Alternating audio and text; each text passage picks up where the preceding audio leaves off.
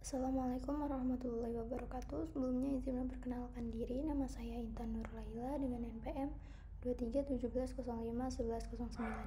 Kali ini saya akan menjelaskan video konversi epsilon NFA ke NFA. Jadi di sini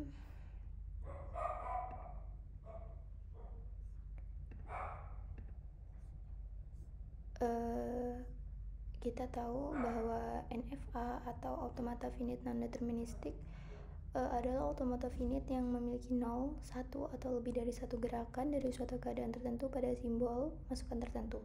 Sedangkan untuk NFA epsilon adalah sebuah NFA yang berisi gerakan epsilon atau gerakan 0 ya. Jadi 0 untuk menghapus gerakan epsilon atau gerakan 0 dari epsilon NFA-nya.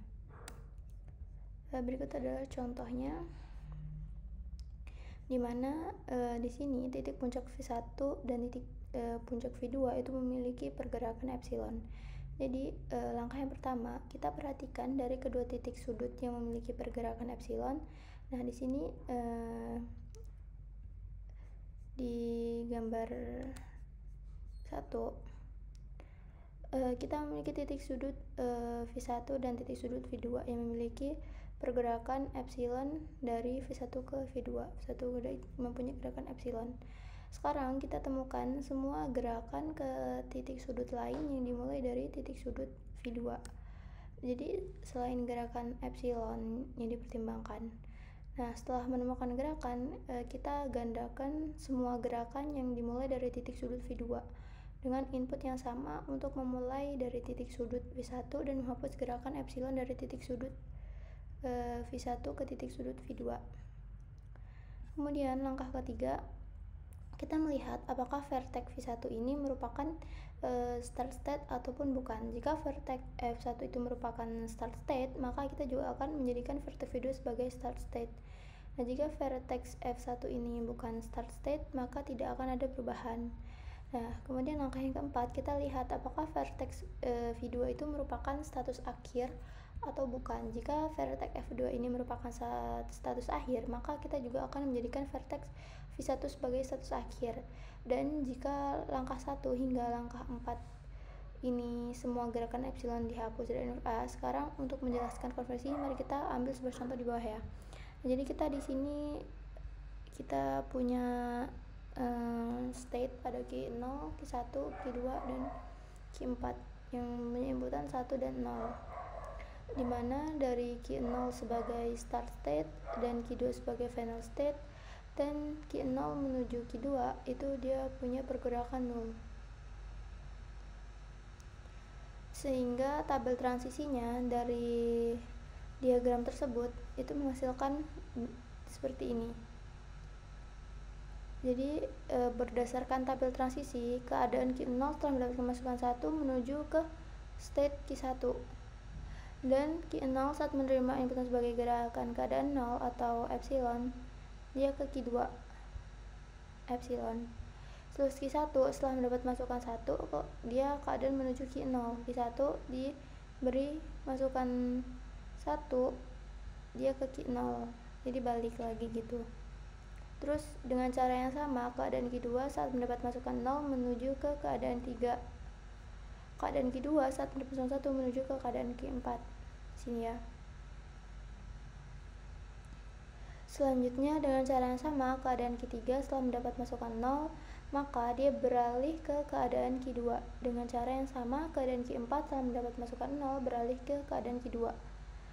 Nah, selanjutnya di sini kita memiliki pergerakan epsilon kan dari status Q0 ke status Q2 yang harus dihilangkan. Untuk menghilangkan pergerakan epsilon dari status Q0 ke status Q2, kita akan mengikuti langkah-langkah bawah ini. Nah, langkah yang pertama, kita harus memindahkan epsilon dari keadaan Q0 ke keadaan Q2, yaitu dengan memperhatikan keadaan Q0, di mana Q0 ini sebagai titik puncak atau F1 dan keadaan Q2 sebagai titik puncak itu V2. Nih. Nah, jadi setelah langkah 1 selesai, langkah yang kedua, sekarang kita menemukan langkah yang dimulai dari titik puncak itu V2, yaitu keadaan Q2 kan. Nah, setelah menemukan langkah-langkahnya, gandakan semua langkah yang dimulai dari titik puncak F2 yaitu keadaan Q2 dan input yang sama untuk memulai dari titik puncak F1, yaitu keadaan Q0, dan menghilangkan langkah epsilon dari titik puncak F1, yaitu keadaan Q0, ke titik puncak F2, yaitu keadaan Q2. Karena keadaan Q2 saat mendapatkan input 0 akan menuju ke keadaan Q3, oleh karena itu saat menduplikasi langkah kita akan memiliki keadaan Q0 saat mendapatkan input 0 juga untuk menuju ke keadaan Q3. Nah, demikian pula keadaan Q2 saat menerima input 1 akan menuju ke keadaan Q4. Oleh karena itu, saat menduplikasi langkah kita akan mengalami keadaan Q0 saat menerima input 1 juga menuju keadaan Q4. Nah, jadi NFA setelah menduplikasi gerakan itu jadi seperti ini. Dari yang awalnya seperti ini itu menjadi seperti ini dengan langkah-langkah tadi.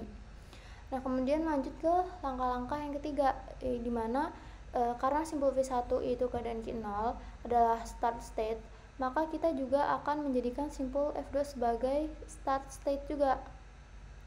Nah, perhatikan bahwa jadi dijadiin start state lagi kan. Nah, keadaan Q juga akan tetap seperti keadaan akhir, seperti yang kita miliki pada awalnya. Jadi, dia juga jadi final state. Final state itu kan tandanya dengan lingkarannya itu double. Terus kalau start state itu kan ada panah sebelumnya. Jadi Q2 ini harus jadi start state dan juga final state gitu.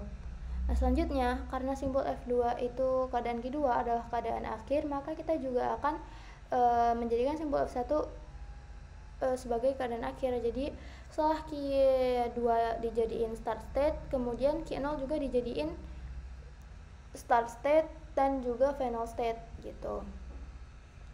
Jadi dari sini kita dapat tabel transisi. Ketika Q0 diberi inputan 1 dia ke Q1, Q1 diberikan input 1 dia ke Q0, terus Q0 diberikan inputan 0 dia ke Q3, terus habis itu Q3 dikasih inputan 0 dia ke Q2, Q2 dikasih inputan 1 dia ke Q4, Q4 dikasih inputan 0 dia ke Q2, Q0 dikasih inputan 1 dia juga ke Q4 gitu. Nah, jadi saya rasa cukup sekian untuk penjelasan konversi epsilon NFA ke NFA. Saya mohon maaf jika terdapat kesalahan. Saya akhiri. Wassalamualaikum warahmatullahi wabarakatuh.